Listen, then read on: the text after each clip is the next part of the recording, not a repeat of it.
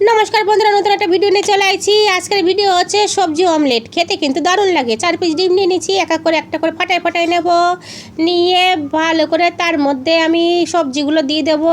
তো দেখুন, এক এক করে ডিমগুলো আমি ফাটাই নিছি।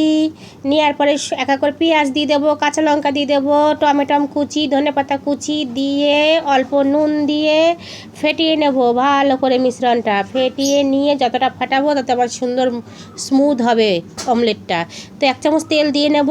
ব্যাস, অলিভ অয়েলটা দেওয়ার পরে কড়াতে চলে এসেছি। কড়াতে তেল দিয়ে দেবো, দিয়ে মিশ্রণটা পুরো ঢেলে দেবো।